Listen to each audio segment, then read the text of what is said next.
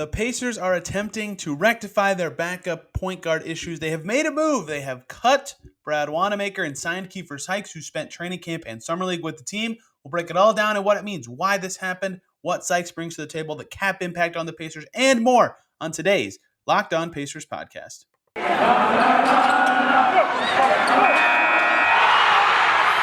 You are Locked On Pacers, your daily Indiana Pacers podcast. Part of the Locked On Podcast Network, your team every day.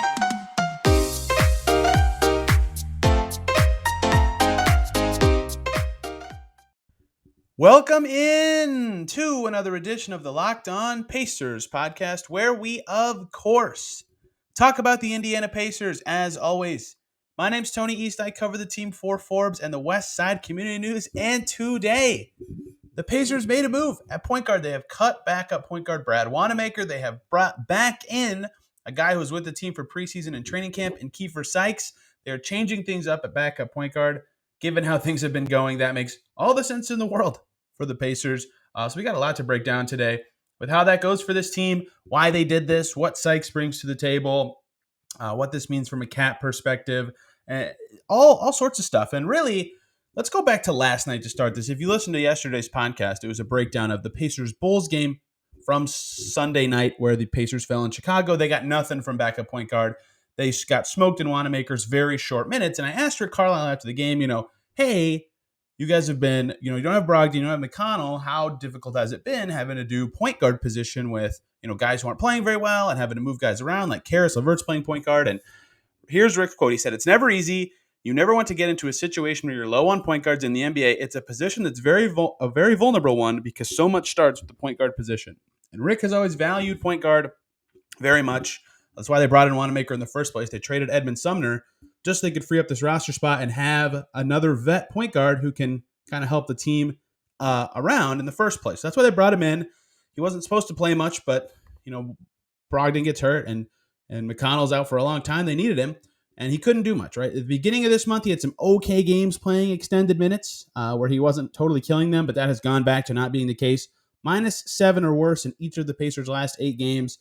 Couldn't even play with LeVert getting the minutes. So as Carlisle said, they want more from a vulnerable position, and they were not getting it from Brad Wanamaker. That's quite simply why they did this. They cut him.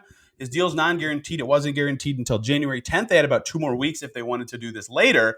But the G League season is paused right now, so Keifer Sykes can't be playing with the Mad Ants. This just makes sense as a perfect time to do it. Sykes did practice with the Pacers on Tuesday, so this makes all the sense in the world for the Pacers for that reason. I mean, Wanamaker's last 4 games, he was 3 for 11 from the field with 9 assists and 6 turnovers, right? That's just not going to cut it for a guy that they need to play a lot. In 2 of those games, he played more than 25 minutes. He started one of them, and they said, that starting thing didn't work. Let's go to LeVert instead because we can't start you. And if you can't start on a team that doesn't have its 2 point guards ahead of you on the team, then what's the point of keeping that guy around? So Wanamaker, despite having a nice little burst where it looked like maybe he could keep his roster spot, that is no longer going to be the case. He's off the team.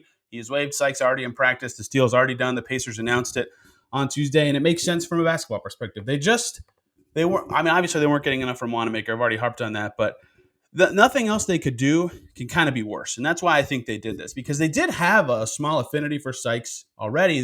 J. Mike reported that in Indy Star during Summer League, basically, that there was some affinity within the organization for Sykes. And, I know that Carlisle very much liked Keifer Sykes in camp, right? So if they have an opportunity to bring him back for a guy that isn't giving them anything and one that, the front office hasn't really done much, then, yeah, this makes a lot of sense for the Pacers to do anyway. So they can't lose anything. There is no harm, and there is a potential gain, right? We've seen Sykes do well with this franchise before. We'll go through his stats in more detail and more specifically in the future. But for a guy that Carlisle likes, has already fit in with this organization in preseason, in Summer League, has done very well with the Mad Ants in the G League. This is already the 3rd Mad Ants call-up into the NBA this season between Justin Anderson going to the Cavs on a 10-day, Terry Taylor, and now Keifer Sykes. He is a big part of that. He was playing well for the Mad Ants, setting guys up and helping them out. So not saying that means anything, that G League play really means a ton, but it meant enough for the Pacers to say, you can't be worse than what we've gotten. And that's kind of what they've had with Wanamaker. He only had 2 games with a positive plus minus since the McConnell injury happened. And that was a +4 against Dallas and a +4 against Milwaukee in the game that they got blown out anyway. So he just wasn't giving him enough. I think it's kind of that simple for them. His deal wasn't guaranteed. What's the point of waiting? If you think you're going to cut the guy anyway and you know who you're going to bring in anyway, why wait? Do it now. Get it over with. Get the guy you think could be more helpful for your team in the door. And as I'll detail a little later, when we get into the cap stuff, there might not be any harm in this anyway. Maybe they can still go another direction of point guard if they want to in a few weeks. So that's the gist of why they did this. It doesn't take a rocket scientist to figure this out. And I think last night was the tipping point. Like Brad had enough okay games, Wanamaker did earlier this month, that I get why the Pacers said, you know what, let's keep trying this. But this Bulls game was really rough for him. I mean, they played him and Karras as the only 2 point guards. Karras played over 39 minutes, and the Pacers won his minutes by 6, and they ended up losing by 8 because that just over 8 minutes with Wanamaker were just a disaster. And that can be one night, and if that was just one night, the Pacers would have probably said, that stinks. We had a lot of guys out, whatever. But that had been becoming a theme for a while. And as I tipped last night also on Locked On Pacers, they played Dwayne Washington more minutes than Wanamaker last night, and I thought that was very emblematic of where the Pacers are as a team and the struggles they've been having with bench production. Once they went to Dwayne, I mean, Brad should have, maybe that should have been a sign to everyone that, hey, maybe they might be making a change at the end of their bench because they would rather play the two-way guy more than play Wanamaker in a different role or a slightly adjusted role because he was better at the two than the one at times for the Pacers this season. That positional versatility seemed to make some sense, but he just gave them nothing. He couldn't get into the paint at all. He could barely get around any defenders on the perimeter. He had some errant passes all the time. Just not a helpful player. So it made all the sense in the world for the Pacers to move on from him. I can't talk for the suggested amount of segment time about why they did it, why they waived him. But bringing in Sykes from the G League makes a lot of sense. They love to promote these guys from the G League. He's got that organizational familiarity. Rick Carlisle's a fan of him. All those steps make all the sense in the world. So who is Keifer Sykes? What can he bring to the Pacers that wasn't being brought to the Pacers before? Let's pivot and talk about Sykes and his new role on the team because, quite frankly, as Brogdon said at practice on Tuesday, he doesn't know if he's going to be able to play against the Hornets on Wednesday. We might see Sykes playing minutes this week, like serious, important, this team needs you to be helpful minutes. So who is Keifer Sykes? What can he bring to the Pacers? Let's talk about that. But first, let's take a short little break and talk about the good folks over at TrueBill, because do you know why free trials renew without your consent? Because it is a business scam out to get you. Don't let greedy corporations pocket your money. Download TrueBill to take control of your subscriptions. TrueBill is the new app that helps you identify and stop paying for subscriptions you don't need, want, or simply forgot about. On average, people save up to $720 per year with TrueBill because companies make subscriptions hard to cancel. TrueBill makes it incredibly simple. Link your accounts and TrueBill will cancel your unwanted subscriptions in one tap. And your TrueBill concierge is there when you need them to cancel unwanted subscriptions so you don't have to. They have over 2 million users and have helped them save over $100 million. So stop falling for subscription scams. Start canceling today. TrueBill.com/LockedOnNBA. Go right now. TrueBill.com/LockedOnNBA can save you thousands a year at TrueBill.com/LockedOnNBA. Thank you for making Locked On Pacers your first listen today as we break down the Pacers making a move at their backup point guard slot, something they desperately needed to do after Brad Wanamaker was not giving them enough. And in comes Keifer Sykes. And if you've been a follower for the Pacers this whole season or even back to Summer League, you've heard that name before. Sykes was on their Summer League team, started at point guard for a few of their games in that Summer League span, was very well liked by the organization, right? I mentioned last segment that Carlisle was a fan of his. The coaches in Vegas as well were a fan of his too. And the stats are not telling of what he was for them, right? He was the loose ball scrapper, organizer, guy that made the summer Pacers good when O'Shea Brissett stopped playing, and he was still playing well because he was a good player in the summer league setting. He made the summer Pacers good. He got the ball to open teammates. He sliced his way into the court. His defense was good for his size. He definitely looked like a better player than everyone else, and that's a telltale sign in summer league that maybe this guy's an NBA player. They brought him in for camp. His stats ended in summer league at 8 points per game, 1.8 rebounds per game, 2 assists per game. Right, nothing to write home about, but he shot 43% from three and 55% from the field, which is key here because we went to practice in preseason all the time, and the Pacers had this thing where that you would ring the bell if you hit over 20 or more out of 25 threes, 5 from each of the key spots on the court. And Scott Agnes has documented that in his piece, but I think every single time we went to practice, Keifer rang the bell. He can really shoot it, and that was evident in Summer League. That's been evident at practice. That's something he can bring from the point guard position is just a little bit of off-ball prowess, shooting the three. That should have been a skill for Brad Wanamaker, but part of the reason he got cut is it wasn't, right? He shot well from deep when he was with Boston in his first year in the NBA at 41%, albeit on a very small 39 attempts. The next season, he shot 36% on 102 attempts. That's a decent shooter. This year with the Pacers, 23.5%. That's not a decent shooter. Sykes shot well in Summer League, comes in for preseason with the Pacers, only takes a couple threes, so nothing really there, but still looked okay in his preseason time with this team. Ended up at 4 points per game, 2.5 assists per game, and 1.5 rebounds per game in his preseason time with the Pacers. So he has that history with the org. He knows the plays. He knows the coaches. He got hurt, right? He played okay in the first game, missed the next two with an ankle injury, but he played through that injury in his first game, kind of showing his toughness to the org, and then came back injured as well. Got cut in favor of Wanamaker, which made sense. They wouldn't have signed Wanamaker just to immediately cut him. But there actually was some discussion, among the team of like, do we actually want to keep Brad? Would we rather keep Keifer? We don't really know. And I think Carlisle had to kind of think about what he wanted to decide at that point, because again, they brought in an extra option. He likes the vet option, but Brad wasn't doing anything. And Keifer has an okay sample of playing time with the Pacers, right? That summer league was impressive. The preseason was good when he wasn't hurt. The injury obviously clouds the kind of player he can be and the kind of impact he can have. But he's still good. We know that he's good enough for this role. Excuse me. When I say good, I'm not saying this guy's a rotation player. I'm saying good for the role of third point guard who they need right now to organize the team and be a better leader of those units, because Brad Wanamaker hasn't been that, and we have a little bit of evidence that Keifer Sykes can be that. Now, let's talk about the G League this year, because this is where Sykes stats pop off the page.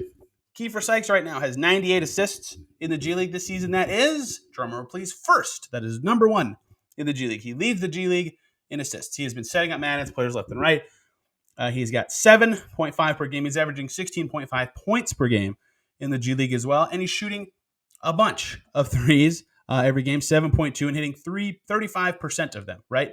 On 94 attempts, hitting 35% it's not a big volume, but given the career we know he's had, we've seen him in Summer League, we've seen him shoot well overseas, that's generally a sign that, again, this guy can be something. He has the ability to set up his teammates. He can make the open three if tasked with it. He did not do it in preseason. Can he do it now? Maybe. Right? We have a lot of evidence that maybe he can, and the Pacers decided that what Wanamaker was giving them was not enough, that they'd rather do this, right? So this makes a lot of sense in that way. But his G League stats are super, super impressive. Getting to the line a little bit, shooting well inside the arc as well, over a steal per game, right? His G League stats are very impressive. He's part of the reason the Mad Ants are before the season paused at least, one of the better teams in the G League. So good signing, giving his current stats. Over half of his shots from the field have been threes, right? And that's very impressive. That's hard to do for a point guard who's also setting up his teammates, in that he's setting up other guys. Sorry if you hear someone yelling at the dog within the house I'm in right now. So, yeah, impressive for him to be that player, and that's why he got the call-up, right? He was better than a lot of Madden's players, right? They decided they'd rather have him than DeJon Jarreau, two-way point guard who the Pacers had earlier this season that they moved on from. So he deserved this call-up for that. And he's got experience overseas before. He played in NBA preseasons with his Chinese team before. He played at Panathinaikos in Greece. He's played in Australia. He's played in Italy. He played for the Austin Spurs in the G League a few years ago and was pretty good there as well, right?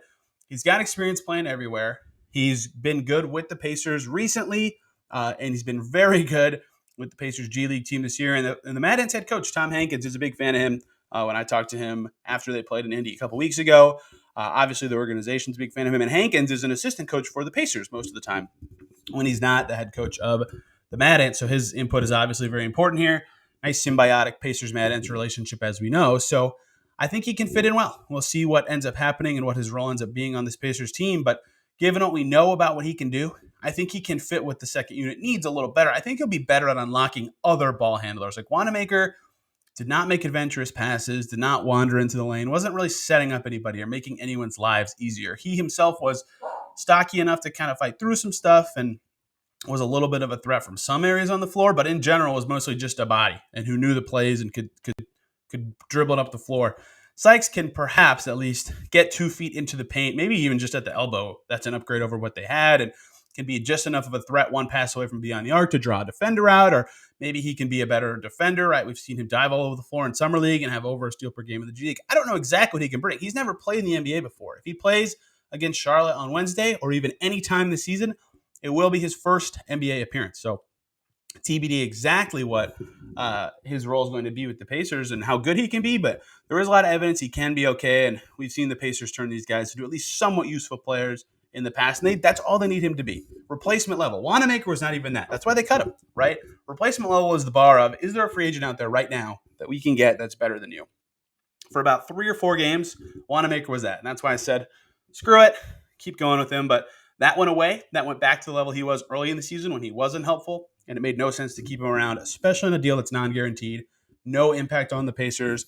They get the money they've paid him. That's on the books, but they free up some salary room doing this because Sykes has a cheaper 1-year minimum than Wanamaker does. So many pros to doing this, very few cons. It's very unlikely that Sykes is worse, and if they do figure out that Sykes is worse, the good news is, and we'll get to the cap impact in more detail in a second, they signed this deal before January 10th. January 10th is 2 weeks from Monday, right? And that is the official everyone's contract in the league guarantees date. And so if Sykes isn't working out, his deal not guaranteed right now. In theory, they could pivot again and get a different reserve point guard. But for the 2-week stretch coming up right now, which if you've listened to Locked On Pacers for the last couple of weeks, you know that I think is very important before their schedule becomes much harder in January.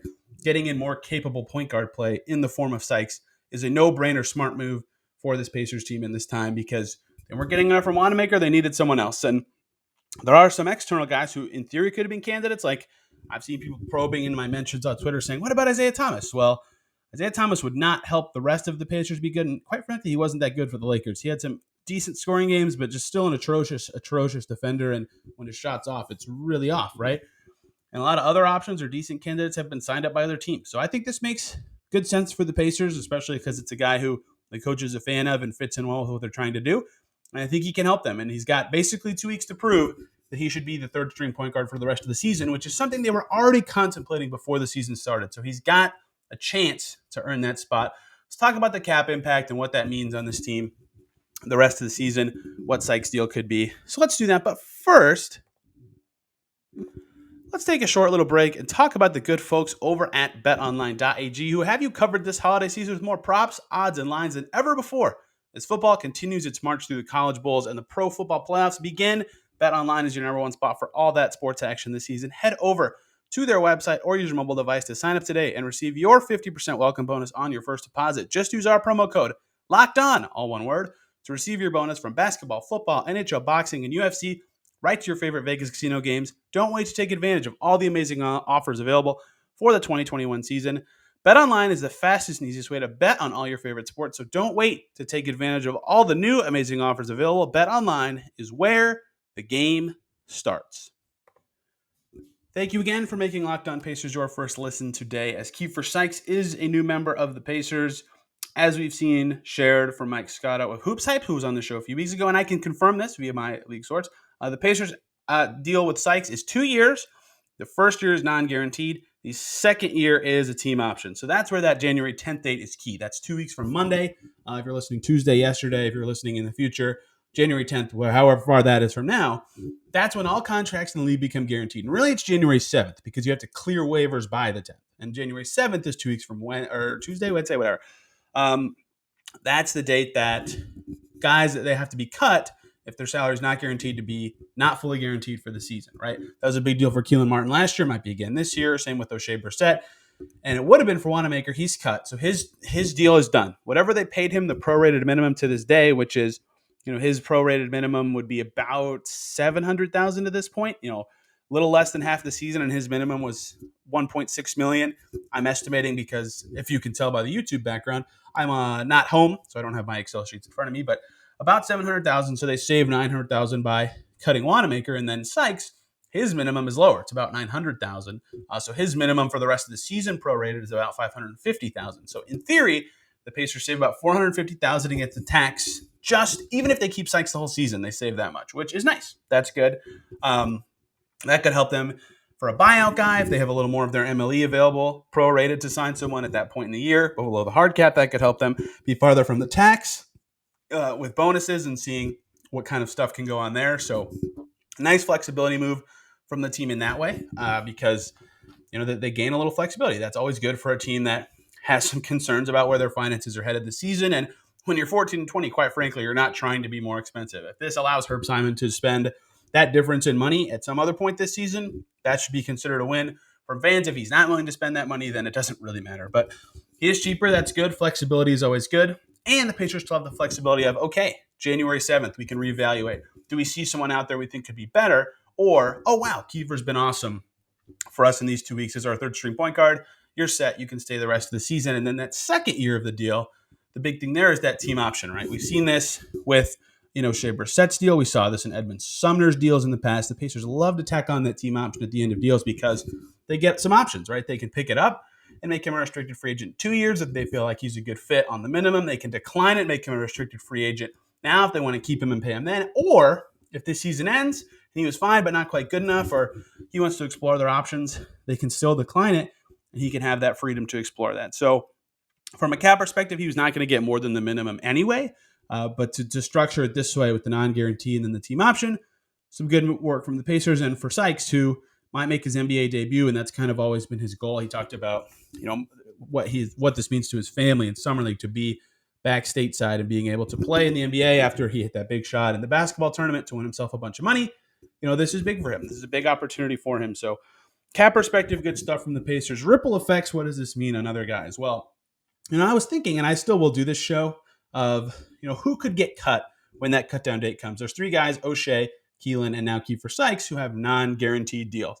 What does that guarantee date mean for them? What can the Pacers do to open up some flexibility if they want roster spots to add someone else later? And generally teams that have buyout market aspirations like the Pacers have in past seasons, right? They signed Wesley Matthews on the buyout market. They signed Trevor Booker on the buyout market a few years ago. That's something they've done. They signed O'Shea Brissett via the buyout market 2 years ago, sort of. That's a little different. We'll get to that.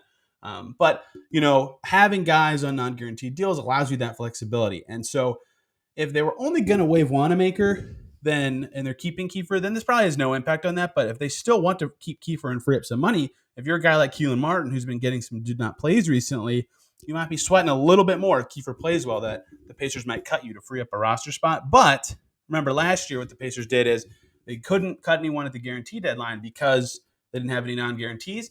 But what they did is at the trade deadline, they traded Jalen McHugh away for nothing in return to free up a roster spot. They just cut him, actually. They didn't even trade him away, right? So even with guaranteed money, they've been willing to cut guys in recent seasons. We saw that last year. That's how they got Brissett on the team in the first place. So deals guaranteeing doesn't mean that guy will be on the Pacers for the rest of the season. It doesn't mean Sykes will be on the Pacers for the rest of the season, but it means he's cheaper if they do cut him down the line than Wanamaker would be too, right? So another pro of if they want to open a buyout roster spot or if there's someone else available that they like in the future, they still have that flexibility. So from a cap perspective, this leaves them still with flexibility to do exactly what their plans were originally. They still have a non-guaranteed point guard filling in as their third guy. Nothing else really changes. If he fits in great, that's a little bit better. From your cap perspective, you have a cheaper guy who's better than your old player. And quite frankly, it's going to be hard to have a guy worse than your old player. And if he doesn't work out, you have a ton of windfalls and ways out. You can still be willing to cut him when the buyout deadline comes. And remember, the Pacers are 14-20. They have no reason to just be randomly cutting guys and trying to add talent in a buyout situation. They have no reason to be trading for huge upgrades in their starting lineup and adding money or anything like that, right? Where they are is probably the maximum salary-wise it will be this season unless they get some slam dunk trade that happens to take on salary. So I think that's a great deal for Sykes, mostly because he gets to the NBA, but also just to get that second-year team option, to have some flexibility going forward, but just mostly to be on a team. And then for the Pacers, obviously, they get a cheaper player who can't be worse on a pretty team-friendly deal, and I think it's a win-win. And this is another Mad Ants player development check that, yes, this is good. We can provide you options to make your team good, to make your team flexible going forward, and Keifer Sykes can be that guy for this team. The Pacers really just need him to be a steady hand for a few games while they wait for Brogdon to return, because even though McConnell's going to be out for a while, they have figured out that, they did this last week, that Duarte can play 2 or 3 minutes as a reserve point guard. You don't want to do that, but it's not terrible any game. Karis LeVert can be point guard when Brogdon's out, or if you have Brogdon at all, there's less pressure on your backups to give you meaningful minutes, right? That was one of the problems with Wanamaker and LeVert playing the point guard duties these last couple of games. LeVert's not a natural point guard, and he's done very well these last couple of games, but they needed Wanamaker to be good to have the team do well, and he wasn't. And, when Brogdon's back, that pressure won't be there. They'll have a stronger starting five and bench unit. They won't need Sykes to be good. They'll just need him to be replacement level, organize the team, play good defense, get open guys the ball, that kind of stuff. The pressure will be off, And I think he can do it given what we've seen from him in the organization before, in the G League, in his past stints overseas. And he's played in preseason games against NBA players before. His Chinese league team toured here. So I do think he has a shot to be not like awesome or not like a rotation player, but just good enough to be the stopgap that they need for these few weeks. And Brad Wanamaker did not have that option. So that's all I got to break down this move. I honestly probably went into way more detail than I needed to for a swap of third string point guards, but I like to break this stuff down wire to wire to explain it in the best way possible because there's always more layers than just player one is bad, player two is good, so we're going to do this. There's always way more that goes into it, and I hope I explained that well. But if you have questions or want more info, I'm on Twitter at TEastNBA, as you can see by the little thing on YouTube right here. And this podcast is at Locked On Pacers. Tomorrow, this was supposed to be today, but this move pushed it back. Tomorrow, Mark Schindler is going to join the show to talk about TJ McConnell not playing and what kind of impact that's had on the Pacers, both in terms of missing his talent and missing his abilities. So hope you guys enjoy that. Hope everybody's having a great day, and we will see you tomorrow.